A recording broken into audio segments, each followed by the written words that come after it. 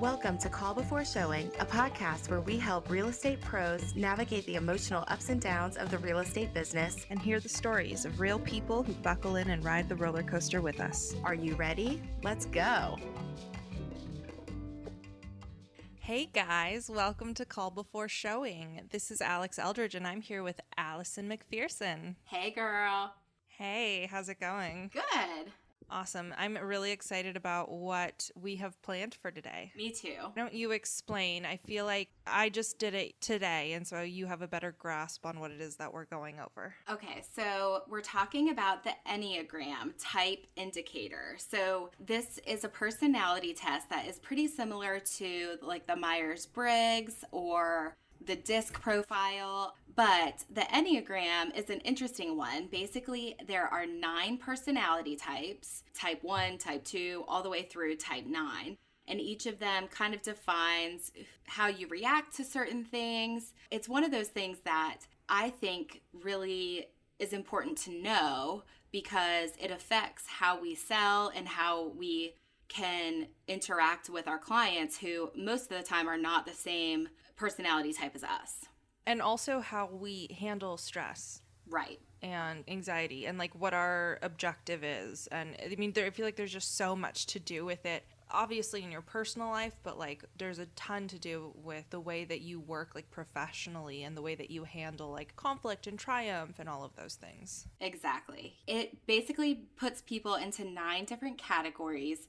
So type 1 is the reformer, so they are rational and idealistic. Type 2 is the helper, and they are the caring and nurturing type.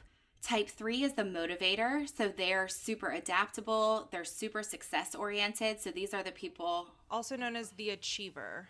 I guess we might have taken 2 different tests on 2 different things. So the motivator / the achiever, and those are the types that are probably looking at the leaderboard every day in your office. Very success-oriented. Yes, very success-oriented. Type 4 is the artist, so they are intuitive, reserved a little bit, but a lot of times they're the super creative people. Also known as the individualist. Type 5 is the thinker, which they're the type that are perceptive. What site are you using? I'm using 9types.com. Oh, okay. What did you take it on? On the Enneagram Institute. Okay. Did you pay for yours? No. I paid for mine. So I did it on like the actual... Oh, look at how fancy you are. Because remember I told you that I took the free version or whatever maybe like a month ago, and I felt like I didn't agree with the answer, and so it might have been one that it was definitely totally different from these questions. Oh. It was a situation where I felt like none of those really apply to me, so I'm just going to pick one that kind of feels right, for a lot of the answers to questions. Mm-hmm. So I decided to make an investment. It's a $12 test. And do it on the Enneagram Institute. And I feel like looking at the results, I'm like, okay, you totally get me. Okay, so then you should read through them because that is the more official one, I think. And I went through the free one at 9types.com, which is the number 9types.com. So okay, if people don't want to make the $12 investment, but you finish it up because type 5 on mine is called the thinker. What is yours called? It's called the investigator. And I think the descriptions were the same as what I'm seeing here, but the name is a little bit different. Okay.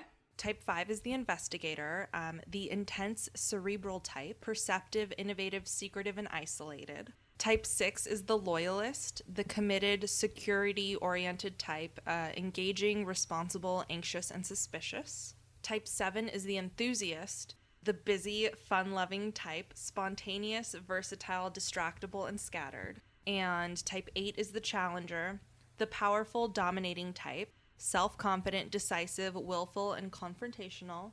And type 9, the last one, is the peacemaker, and they are easygoing, receptive, reassuring, agreeable, and complacent. So what were your results? I kind of got 3 that were on the high side. Okay. But my one that scored the highest was a little bit surprising until I researched further into how to read your results. So I scored the highest on type 2, which is the helper. Okay. And then I was looking at, on the Enneagram Institute website, there's a link that says, interpreting your Enneagram test results. And interestingly enough, it says if you are a woman and your 2 score is the highest, look at your next 2 high scores, because women are often taught to play the role of the 2, whether or not it's their basic type or not. And that really resonates with me because not only am I a woman, but I also grew up in a very traditional, like old school Latin culture where it's even more like women are really raised to be like very helpful and serving. And so I think that that also adds to why I scored highest with a 2. Yeah, I also think part of it too is that so much of like our job is helping people. And so I think it feels natural to answer some of those questions, but it isn't necessarily your primary personality type. So I get that too. So right under that, I tied with type 7 and type 4. So the enthusiast and the individualist. That is so funny because mine, I also am a type 7. That's my number 1. And then that is tied with the helper. And then my next one after that is type 4. Oh my gosh. So no wonder we like each other. Yeah, so we scored similarly because we both are like combinations of 4s and 7s. And I think that there's like a few personality types that are going to be the like real estate agent personality type, right? Yeah, I think so. But I think that there are lots of people in the industry that are other types, but just also can sometimes channel parts of other personality types, you know, because I know that there are people that are thinkers. What is yours? The strategist, or what is it called on the Enneagram Institute? The investigator. So like the thinker who's like secretive and isolated. So those people are in our industry. Like those are the people that are probably like the best at running CMAs. They're probably the best at pricing. Yeah. Because they're really analytical and observe and analyze a little bit more than some of the other ones. I think maybe one of the ones that is less likely in real estate. And of course we're just generalizing, so who the heck knows if this is true or not. But I think maybe the peacemaker isn't necessarily a big real estate person because they avoid conflict at like all costs. Like, okay, do you want to know something funny though? What? When I saw the peacemaker, I thought about one of the agents that we used to work with. Oh, really? Yeah, just like agreeable, complacent, reassuring, just kind of like she'd never want to ruffle any feathers. Sweeter than like a cupcake. Just a wonderful person, but also not confrontational, right? I don't know. I feel like maybe those are the people that fall out of real estate really quickly because they don't want to be fighting the agents. They don't want to be standing up to their clients. They don't want to be the person that's telling somebody that they're not going to get a certain amount of money for their house. They don't want to be the bearer of bad news. Yeah. But I might be completely wrong. I don't know. I'm just generalizing. I think that there's a lot of truth to that. I think, like anything, there are exceptions to the rule, but I think that the rule is that typically an agent is going to have an enthusiast personality type or the goal-oriented one. Very goal-oriented, the achiever, driven and success-oriented and all of that. My sister is who first introduced me to this test. And I was just talking to her about it this morning. She follows an Instagram account that I was actually looking at called Enneagram and Coffee. Yes, I follow that too. Oh, you do? Okay, that's so fun. This person posts memes that are based on the personality types. And they're often really funny because she always is making fun of all of the types in all of their own ways, right? Because all of us have parts of our personality that you're like, oh crap. But it's a funny one to follow because she talks about all the different Enneagram types in just like such a relatable way. So there's one where she lists off all of the types and the category is like what you do when you've had too much to drink. Alison and I scored number 4 and number 7. And number 4, which is the individualist, is falling in love with the bartender, which I feel like is so me. Type 7 is let's play truth or dare. Let's play spin the bottle. Let's play I Spy. I made up this really fun drinking game, want to play? And I feel like that's totally you. Yeah. It's really unfortunate. My favorite other one is bad flirting techniques according to type. And type 4 is close your eyes and listen to this song. And then type 7 is want to see me light my hand on fire. Well, because the thing about enthusiasts is like we just get excited about freaking everything. So it's like, it's really hard. It's a hard life. It's so funny though. Oh my gosh, I die. It's hilarious. You need to go follow this Instagram account because it's so funny.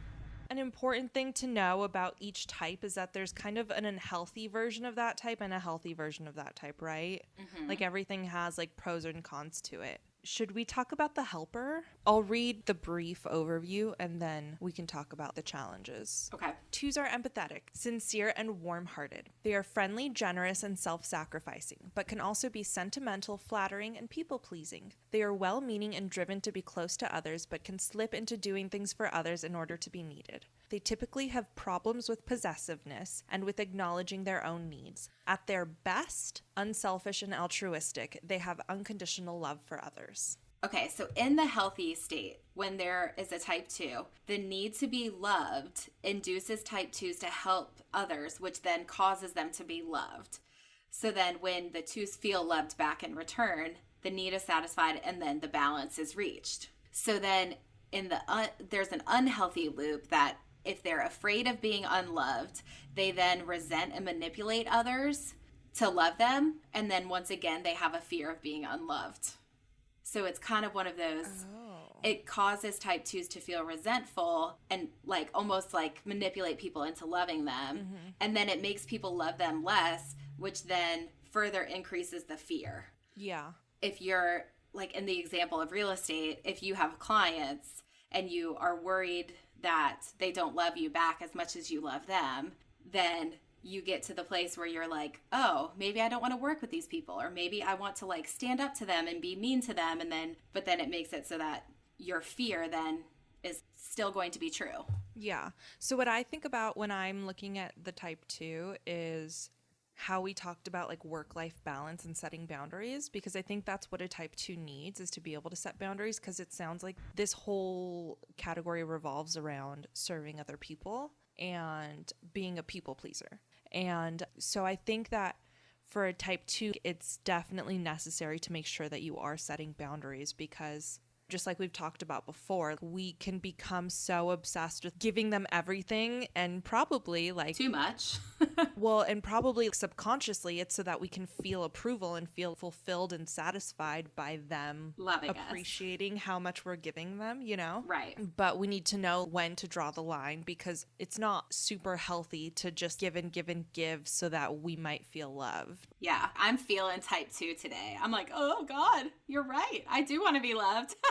Totally. I'm looking at this Instagram because honestly, it's a great resource for someone that's interested in this. So it says like when feelings of resentment arise, this is exactly what you were saying. When feelings of resentment arise, you should set boundaries, ask for what you need, and take time for yourself. And then the self-care for a type 2 would be take a weekend away with yourself, practice kindness, not politeness, and borrow this mantra, am I doing this because I want to do this or because I think I should do this? And I think that that's actually really important. Yeah, I think for anybody. No, absolutely. Set a boundary. Start saying, maybe let me get back to you. That sounds so difficult to do. So maybe you are more 2 than you think that you are. Just because you're a woman, like it's not discounted. Like it shouldn't be discounted. When you've been raised to be a certain way and it's been pounded into you so much, that does become a part of your personality. Right? But I think like don't immediately say, oh, I am 100% type 2. Oh, right. Because we are likely to score higher in type 2 than a guy would. And so it might be that type 2 isn't my number 1, but maybe it's my number 2 characteristic. Yeah.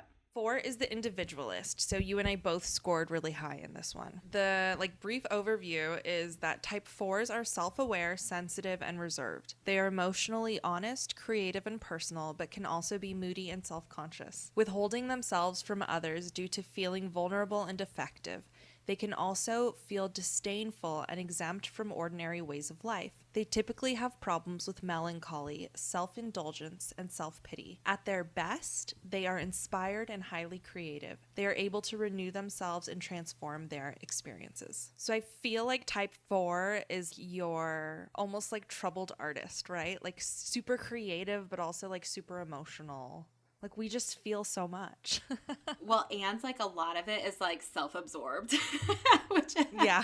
which is like, you feel bad about it, but it also is, but isn't everybody self-absorbed a little bit? Yeah. So much of it is based on wanting to know yourself and understanding yourself, and with self-understanding. It's funny because I'm looking, there's actually examples of famous people that are this personality, and it's a lot of artists, writers, and singers. Yeah, I'm not surprised by that. Jackie O, Edgar Allan Poe, Anne Frank, Paul Simon, Bob Dylan, Alanis Morissette, Amy Winehouse, Angelina Jolie, Kate Winslet, just like tons of artists here. Yeah, that's super cool. And that one is like my third highest. It's not like tied with my enthusiast. I'm very much an enthusiast. I feel like my individualist and enthusiast are actually just super tied. So I would say like 50-50 there for me. I'm thinking that individualists probably don't handle real estate anxiety very well. Yeah, probably not. Like, I'm just going to venture to guess that that's probably the case. And do you have the challenging loop for type 4s? Yes. So the healthy loop, in the healthy state, the need for self-understanding induces type 4s to allow their emotions to surface and examine these emotions in order to understand themselves. Then when they achieve self-understanding, their need is satisfied and the balance is reached. So the nice thing about this one is that it's a little bit more self-contained. You don't necessarily depend on others for your need to be met. Yeah. And then in the unhealthy state, basic fear of type 4s of being defective can cause them to ignore their true selves, allowing their emotions to overwhelm them, and then indulge in wild fantasy about themselves. So like, and not in a sexy way, like in a self-deprecating, really mean-spirited to yourself type of self-talk. Yeah. And so this means they'll understand themselves even less, and then it further increases their basic fear. So then the cycle continues to build up, and it's not healthy for anybody. So the biggest thing to do is allow your true emotions to surface and then examine those emotions to understand yourself if you're a type 4. So type 4s can often feel like no one gets them. They can be like the black sheep or feel that way. They like sad movies. Just like really in their feelings. Yeah. And some self-care tips for a type 4 would be create something that you never show anyone. Bring in a tiny bit of structure into your day. That's probably actually a really helpful thing to do. Organizing could be helpful. So I wonder if the individualist is like kind of unorganized, or am I just making that up? Okay, so here are some like growth recommendations. It says avoid putting things off until you are in the right mood, which I totally understand that. I feel like if you are this type, then you totally get that, because since we're so in our feelings, we can be like, no, like I just don't feel like it's the right time for that. And it's really like, no, bitch, like you need to work. Yeah. Like you actually need to just sit down and work. Try not to pay so much attention to your feelings. And self-esteem and self-confidence will develop only from having positive experiences, whether or not you believe that you are ready to have them. So how do we think that it would be like good to handle a type 4 client? Because I feel like a type 4 client could be challenging. I feel like type 4 people are definitely people that I can connect to, because in a lot of cases, they will go on feeling of a house. They won't necessarily get too deep in the weeds about pricing or negotiating or any of that stuff. Okay, yeah. But I feel like they're the type of person that will like walk into a house and be like, this feels right. And there's this studio that's perfect and has so much natural light, and here we go, let's buy it. Yeah. You know, I guess I'm thinking if it were to be challenging, it would only be because it's possible that if suddenly they find themselves in a bad mood, they could rethink everything. Yeah. Do you know what I mean? True. And so I feel like maybe in that situation, it's good to remind them of the warm and fuzzy feeling that they felt. So maybe when you're working with a type 4, you need to like really try and be in tune with what they're feeling. And I think just in doing that, they'll feel very, very safe with you. Yeah. I think that that would be really helpful and good. I feel like we have a good grasp on this type 4, even though type 4 doesn't have a great grasp on themselves. But that's what they want, so they'll get it eventually. Give them what they want. Yeah, exactly. Let's talk about the enthusiast, a type 7. Basically, Alison in a nutshell. I'll go ahead and explain this. It's just me, everybody. No. I am definitely a type 7, but I feel like next to you, I'm like, oh, I'm not enough of a type 7 as Alison But it's is. because you probably got a higher score on the type 4. Because I think you're more creative than I am and like more. I scored 20 in both. Okay. I think it's just that the fact that I scored high in something else kind of balances out. Yeah. So 7s are extroverted, optimistic, versatile, and spontaneous. Playful, high-spirited, and practical. They can also misapply their many talents, becoming overextended, scattered, and undisciplined. They constantly seek new and exciting experiences, but can become distracted and exhausted by staying on the go. They typically have problems with impatience and impulsiveness. At their best, they focus their talents on worthwhile goals, becoming appreciative, joyous, and satisfied. So when I was looking over this one, I saw that being scattered and undisciplined is quite a strong characteristic for this.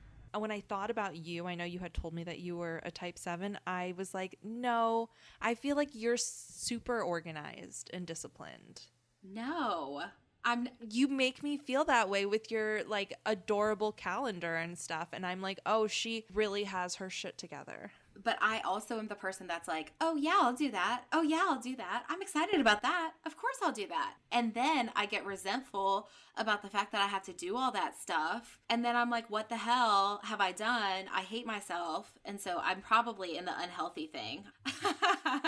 Well, why don't you talk about the loops? Okay, so the loop for type 7, the basic desire of an enthusiast is to be happy. So in a healthy state, the need to be happy induces type 7s to explore the world and genuinely appreciate what they find. They derive great happiness as a result, and then their need is satisfied and a balance is reached.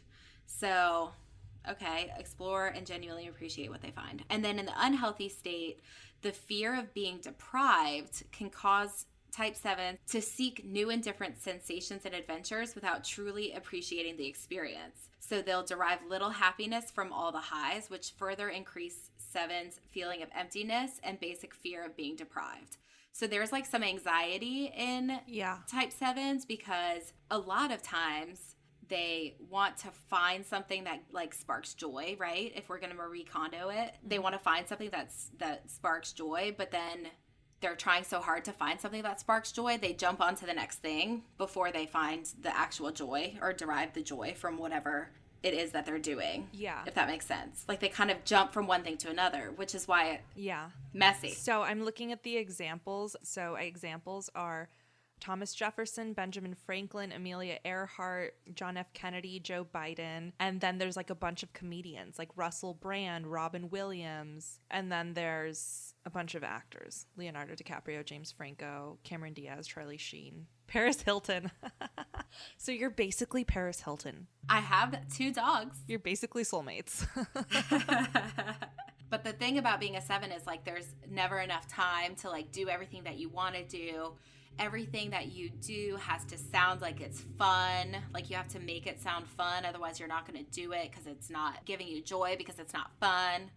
And then personal growth recommendations for a type 7 are recognizing your impulsiveness, get in the habit of observing your impulses rather than giving into them. Oh, damn. Learn to listen to other people. They are often interesting, and you may learn things that will open new doors for you. You asshole. Oh, learning that you do not have to have everything this very moment. I feel like you're having so many self-realizations right now. You're just dying over there. It's just because it's just so true. So I don't just like get an idea and then like work on it and then finish it. You know, like I'll use the example of stuff that I'm doing in my house right now because that seems to be what's most like prevalent on my mind and what I have been feeling so much anxiety about. And so I'm thinking like, okay, I want to paint. And then I'm like, oh, but before I paint, I should probably get the floors done. And before I get the floors done, I should probably redo my kitchen. And before I do that, I should probably get my windows replaced. I'm like, I won't feel satisfied until all of that is done. And I need to feel satisfied now. And so I need to figure out a way to get it all done like within a month. And before I know, I have made myself feel nauseous. And like I have to lie down. And I haven't accomplished anything. Like, I just worked myself all up into like a frenzy for nothing. Yes. I'm diagnosing you on Enneagram. How high was your number 1 score? I'm pretty sure that is the lowest one. Oh, yeah? That was my lowest one. I'm not a perfectionist at all. I just want to have it all at once. That's all. No big deal. Always choose quality over quantity for number 7, especially in your experiences. And make sure that what you want will be really good for you in the long run, because we are so impulsive, right? I feel like you're good at that. You're good at thinking long term. Yeah, I would say so. Do you think that your house represents a little bit of your type 7 because you bought a fixer-upper? I don't know. I think we bought our fixer-upper because, so my husband is like engineer. He's probably a type 3. He's the achiever and the really analytical one. What is that, a 5? He's probably a type 3 and type 5. The achiever is the type 3 and the analytical one is the type 5. Yeah. So he is like super analytical. He's super independent. He wanted to like kind of take things on. And I bought the house because of my emotions, because I got excited about the fact that there were 2 fireplaces. And I thought it would be fun to have a home improvement blog. I thought I could totally be the next like Young House Love, like people making money off of a blog. Yeah. But once again, I was not consistent on it. Very type 7 of me. Like I dove in, yeah. I took pictures, I did the whole thing, but like I don't keep up with it at all because it's like on to the next thing. Because we are distractible and scattered. Exactly. Yeah. What about a type 7 client? I feel like a type 7 client is great because they go to one showing and they're like, oh my gosh, this house is perfect. Yes, let's sign.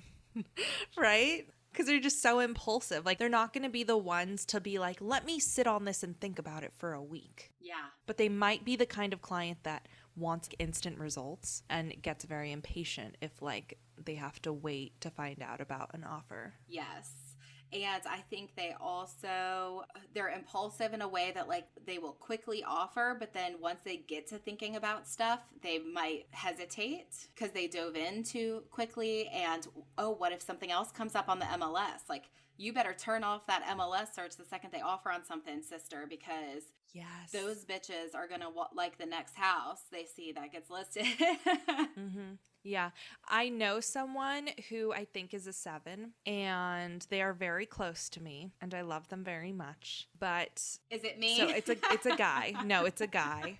And he has trouble settling down. He's in his 30s and I don't know if he'll ever get married because he just always thinks the next best thing is out there. And so he's like been with the same girl on and off for like 7 years, but like they'll break up and he'll date someone else because he's just always thinking the next best thing is out there. And he also has a gazillion different hobbies and he's good at everything he does, but he's all over the place. And I feel like he's always just looking for the next best thing. And what is it? It's not FOMO anymore. It's FOBO. Have you heard of that? No. Fear of a better offer. Instead of like fear of missing out. It's like fear of committing to because something else might be out there. Yeah. Well, first of all, it's really important to know yourself. Absolutely. And then it's really awesome to be able to kind of use it as a lens to help you define the type of people that you're working with. And so if you like dive really, really deep into them, it kind of tells you like how to get along with people that are that type. Yeah. How to address what's hard about being that type, because that is probably where you'll get objections and stuff, is from the hard things about being that type.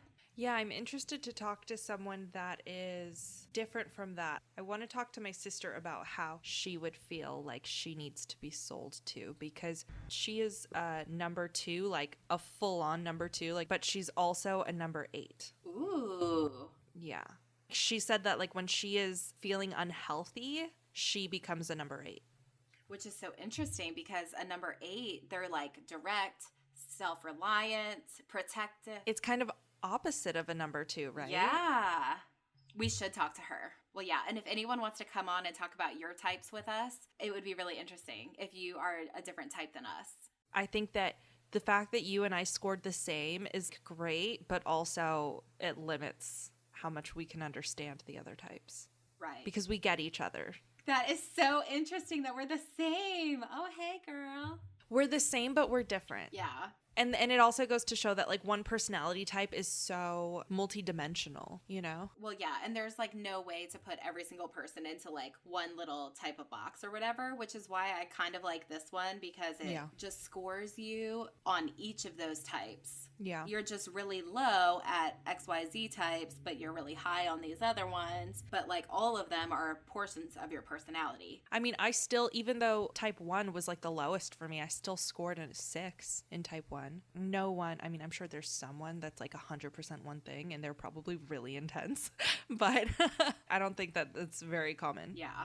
So to end this, I just want to read, I'm also still reading from the same Instagram account, but there's a takeaway for each of the types. So I'm just going to list them off. So for type 1, if you can take one thing away, it should be to quiet your inner critic, which makes sense because that's the perfectionist one, right? Mm-hmm. Type 2, to develop healthy boundaries. Type 3, a deeper understanding of who you are outside of what you want to achieve. Type 4, the understanding that there is nothing outside of yourself that will complete you. Type 5, the magic of putting yourself out there and creating connection. That's probably like a big introvert. Type 6, a deepened sense of self, trust, and ease of being. Type 7, this is for you, Alison. The ability to sit with the full human experience, not just the high vibe stuff. Type 8, releasing the feeling that you must always be strong. Type 9, a deep knowledge of your true desires and the confidence to communicate those and take intentional action toward them. Well, I feel like I learned a little bit more about you and a little bit more about me in this episode. Me too. And I hope everyone takes it so that yes, we can, and we'll post something on Instagram and on Facebook about what people's types are. And I highly recommend doing the test at the Enneagram Institute website. It's www.enneagraminstitute.com. The questions were very thoughtful. They were very thoughtful questions. I took another one and it just didn't feel thoughtful. Like, you know, when it asks you super vague questions and you're just like, I don't know, I guess that could apply to anyone. Like this one, I felt like the answers were really thorough and in depth. So yeah, go take it and let's talk about it. Yay. So thanks so much for listening to this episode. You can follow us at Call Before Showing on Instagram and Facebook. And if you have any suggestions for future episodes, feel free to email us at callbeforeshowing@gmail.com. Or slide into our DMs on Instagram or on Facebook or whatever, because we're always trying to come up with like new, fun episode ideas. And knowing what you guys want to hear would be great. Yes. All right. Have a beautiful day. Thanks for listening, y'all. Bye. Bye.